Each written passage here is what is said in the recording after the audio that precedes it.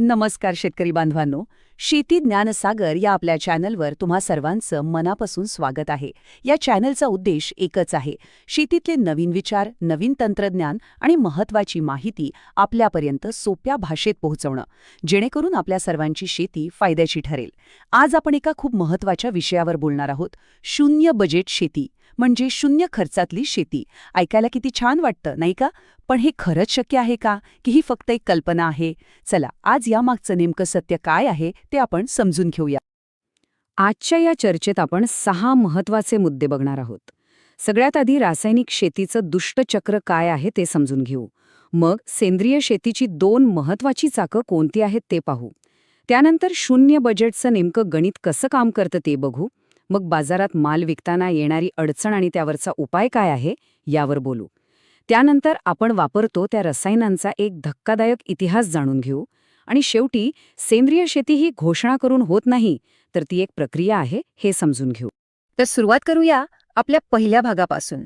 रासायनिक शेतीचं चक्र म्हणजेच आजच्या आधुनिक शेतीतली सगळ्यात मोठी समस्या. आता आपण स्वतःला एक प्रश्न विचारूया. आपली आजची शेतीची पद्धत ही अशा एका चक्रात अडकली आहे का, जिथून बाहेर पडणं दिवसेंदिवस अवघड होत चाललंय? हो, हे एक दुष्टचक्रच आहे. आता हे काम कसं करतं ते बघा. आपण पिकासाठी रासायनिक खतं टाकतो. या खतांमुळे काही वर्षांनी आपली जमीन कडक म्हणजे निबर व्हायला लागते. कडक जमिनीत पिकाची मुळं नीट वाढत नाहीत, त्यामुळे पीक कमजोर होतं आणि त्यावर कीड आणि रोगांचा हल्ला वाढतो. मग आपण काय करतो? अजून जास्त विषारी औषधं फवारतो. पण या औषधांमुळे काय होतं? जमिनीतले गांडुळ्यासारखे आपले मित्रजीव मरून जातात. जमीन आणखीनच निर्जीव आणि नापीक होते. मग पुढच्या वर्षी आपल्याला पीक घेण्यासाठी अजून जास्त खतं आणि औषधं टाकावी लागतात. आणि हे चक्र असंच सुरू राहतं, कधीही न संपणारं. आणि या दुष्टचक्राचे परिणाम खूपच गंभीर आहेत. आपली सुपीक जमीन दगडासारखी कडक होते, त्यात पाणी मुरत नाही.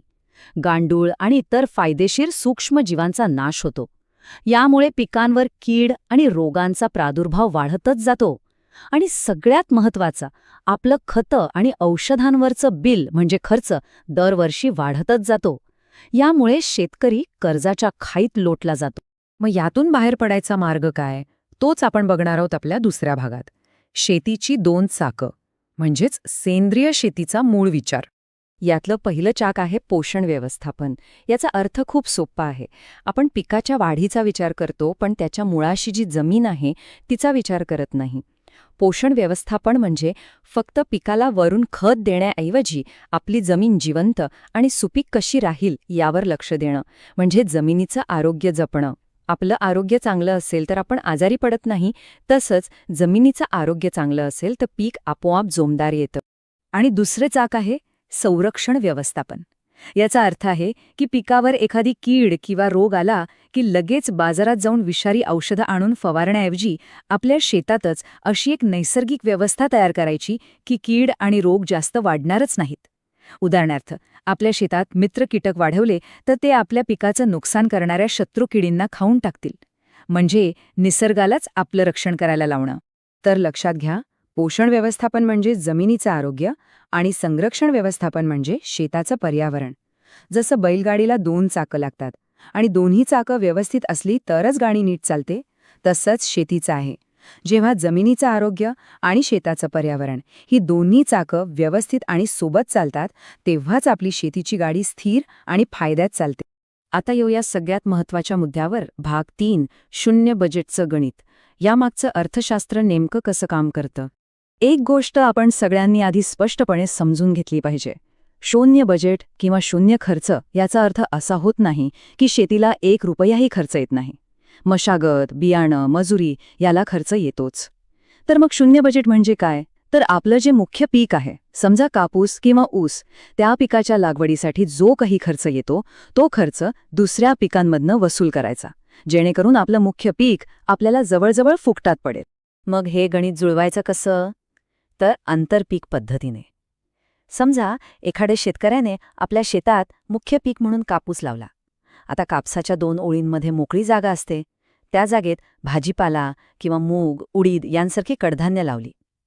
आता बघा, कापसाचं पीक हातात यायला 5-6 महिने लागतात. पण हा भाजीपाला किंवा कडधान्य 2-3 महिन्यातच विकायला तयार होतात. त्यांना विकून जे काही पैसे मिळतात त्यातून कापसाच्या लागवडीचा, खतापाण्याचा आणि मजुरीचा सगळा खर्च निघून जातो. म्हणजे जेव्हा कापूस विकला जातो तेव्हा मिळणारे सगळे पैसे हे शेतकऱ्याचा निव्वळ नफा असतो. याच साध्या गणिताला शून्य बजेट म्हणतात. आता भाग 4.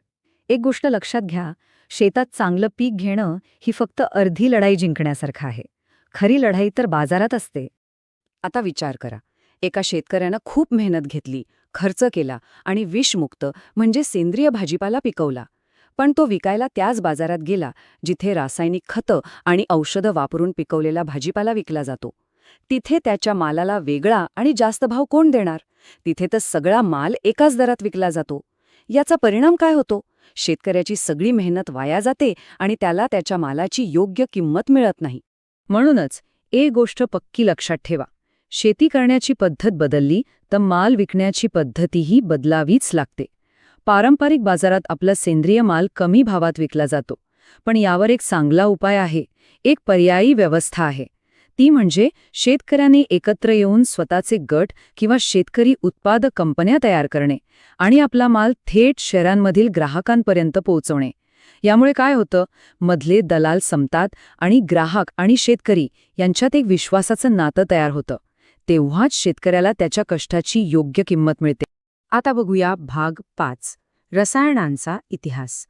आपण सेंद्रिय शेती का करायची हे नीट समजून घेण्यासाठी आपण जी औषधं शेतात फवारतो त्यांचा इतिहास आणि त्यामागचे गंभीर धोके जाणून घेणं खूप गरजेचं आहे. हे ऐकून तुम्हाला धक्का बसेल, पण हे खरं आहे. आज आपण शेतात जी कीटकनाशकं फवारतो त्यातल्या बऱ्याच औषधांचा शोध दुसऱ्या महायुद्धाच्या काळात माणसांना मारण्यासाठी बनवलेल्या विषारी वायूंमधून लागला आहे. युद्ध संपल्यावर ज्या कंपन्या ही विषारी रसायनं बनवत होत्या त्यांनी त्यात थोडे बदल केले आणि तीच रसायनं किडे मारण्यासाठी कीटकनाशकं म्हणून विकायला सुरुवात केली. सुरुवातीला याचे परिणाम खूप चांगले दिसले, पण हळूहळू शास्त्रज्ञांच्या लक्षात आलं की ही विषारी रसायनं फक्त किड्यांनाच मारत नाहीयेत, तर ती आपल्या अन्नात, पाण्यात आणि जमिनीत मिसळून आपल्या शरीरात जात आहेत. इतकंच नाही तर आईच्या दुधातही हे विष सापडू लागलं. आज परिस्थिती इतकी गंभीर झाली आहे की पंजाबसारख्या काही भागांना कॅन्सर बेल्ट म्हणून ओळखलं जातं, कारण तिथे या औषधांच्या अतिवापरामुळे कॅन्सरचं प्रमाण खूप जास्त वाढलं आहे. हे खरं आहे की हरित क्रांतीमुळे आपल्या देशात अन्नधान्याचं उत्पादन प्रचंड वाढलं आणि देश अन्नधान्याच्या बाबतीत आत्मनिर्भर झाला. पण ह्यासाठी आपल्याला खूप मोठी किंमत मोजावी लागली. आपली सुपीक जमीन नापीक झाली, आपलं पिण्याचं पाणी विषारी झालं आणि लोकांचं आरोग्य धोक्यात आलं. तर या सगळ्यावर उपाय काय आणि सेंद्रिय शेतीकडे वळण्याचा योग्य मार्ग कोणता हेच आपण बघूया आपल्या शेवटच्या भागात. घोषणा नाही, प्रक्रिया हवी. याचं सगळ्यात मोठं उदाहरण म्हणजे श्रीलंका देश. काही वर्षांपूर्वी तिथल्या सरकारनं एका रात्रीत निर्णय घेतला आणि संपूर्ण देशात रासायनिक खतं आणि औषधं बंद करून टाकली. त्यांनी सगळ्यांना सेंद्रिय शेती करायला सांगितली, पण शेतकऱ्यांना त्यासाठी वेळ दिला नाही, प्रशिक्षण दिलं नाही किंवा कोणतीही पर्यायी व्यवस्था उभी केली नाही. याचा परिणाम काय झाला? देशातलं अन्नधान्याचं उत्पादन अचानक घटलं आणि संपूर्ण देशावर खूप मोठं आर्थिक संकट कोसळलं. यावरून एक गोष्ट स्पष्ट होते, सेंद्रिय शेती ही एका रात्रीत घोषणा करून होत नाही, तर ती एक प्रक्रिया आहे. यासाठी शेतकऱ्यांना हळूहळू बदलण्यासाठी मदत करणं, त्यांना योग्य प्रशिक्षण देणं आणि त्यांच्या सेंद्रिय मालासाठी नवीन बाजारपेठ उभी करणं गरजेचं आहे. तर शेतकरी बांधवांनो, या संपूर्ण चर्चेचा सार हाच आहे की रासायनिक शेतीच्या या दुष्टचक्रातून बाहेर पडण्याचा उपाय आपल्या शेतात आणि आपल्या मातीतच आहे. शून्य बजेट शेतीसारखे प्रयोग, आंतरपीक आणि योग्य व्यवस्थापनाने नक्कीच शक्य आहेत. पण खरा आणि मोठा प्रश्न हा आहे की शेतकऱ्याने बदलण्याची तयारी दाखवली तर त्याला साथ देण्यासाठी आपली बाजारपेठ आणि सरकारची धोरणं तयार आहेत का, याचा विचार आपण सगळ्यांनी मिळून करायला हवा. आजच्यासाठी इतकंच. तुम्हाला ही माहिती आवडली असेल तर या व्हिडिओला नक्की लाईक करा, इतर शेतकरी बांधवांसोबत शेअर करा आणि आपल्या शेती ज्ञानसागर चॅनलला सबस्क्राईब करायला विसरू नका.